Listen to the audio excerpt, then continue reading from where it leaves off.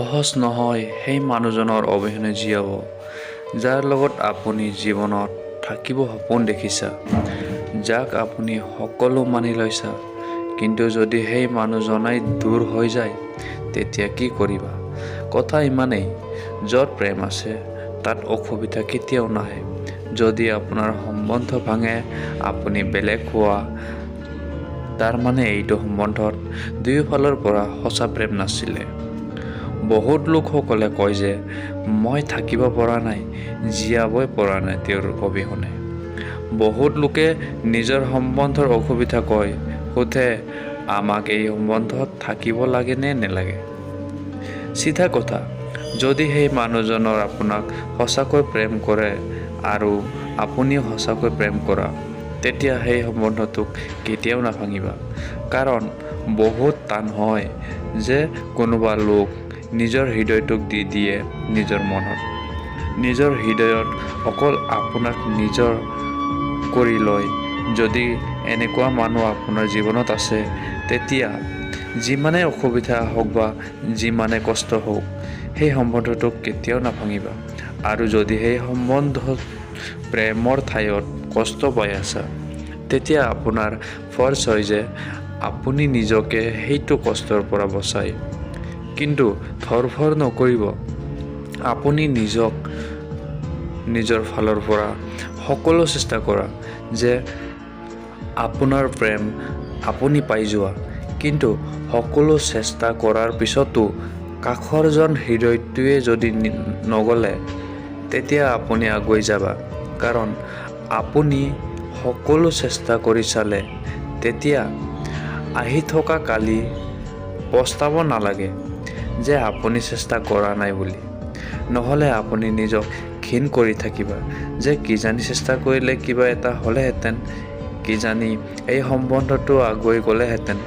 কিন্তু গোটেই চেষ্টা কৰাৰ পিছতো আপুনি হাৰি যোৱা, তেতিয়া আপুনি নিজৰ বাবে ভাবা, কাৰণ তেওঁ আপোনাৰ বাবে নাভাবে।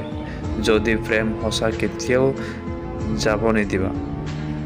কিন্তু প্ৰেমৰ বাহিৰে অকল কষ্ট পায়, তেতিয়া আপুনি বেলেগ হৈ যোৱা। আৰু আপোনাক কেতিয়াও পস্তাব নালাগিব, কাৰণ আপুনি সেইটো হেৰুৱাইছে যিহেতু আপোনাৰ কেতিয়াও নাছিলে। আৰু তেওঁ সেইটো হেৰুৱাইছে যে অকল আৰু অকল তাৰেই আছিলে। কিন্তু আপুনি এইবোৰো নাভাবিবা, আপুনি অকল এইটো ভাবা, আপোনাৰ শান্তি, আপোনাৰ মনত সুখ কেনেকৈ আহিব। আপুনি এইটো ভাবা, সেইটো সম্বন্ধত আপোনাৰ আনন্দ বেছি আছিলে নে কষ্ট, আপোনাৰ লগত ভাল বেছি হৈছিলে নে বেয়া। অকল আপোনাৰ মনক সুধিবা।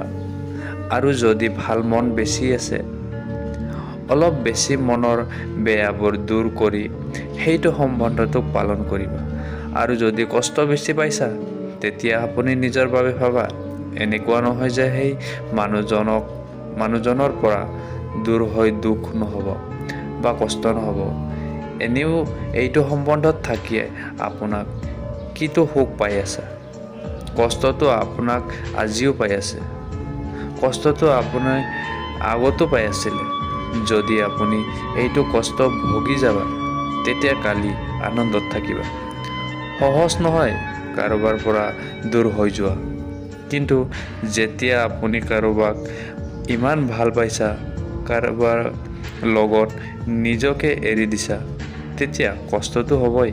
আৰু আপোনাক এইটো কষ্ট ভুগিবই লাগিব। ইয়াৰ কোনো শ্বৰ্টকাট নাই। যেতিয়া সম্বন্ধত থাকিও কষ্ট পাই আছিলে, বেলেগ হৈও কষ্ট পাই আছা, তেতিয়া বেলেগ হৈ কষ্টবোৰক সাৱটি লোৱা। কাৰণ এইটো কষ্ট একদিন গুচি যাব। কিন্তু যিহেতু সম্বন্ধত থাকি আপোনাক কষ্ট দিব, সেইটো আপুনি সময়ে সময়ে কন্দুৱাব। হ'ব পাৰে লাহে লাহে এটা খোজেই হওক, নিজৰ ধুনীয়া সুন্দৰ ভৱিষ্যৰ ফালে আগুৱাই যোৱা। যিহেতু হৈ গ'ল, তাৰ আফচোচ নকৰিবা।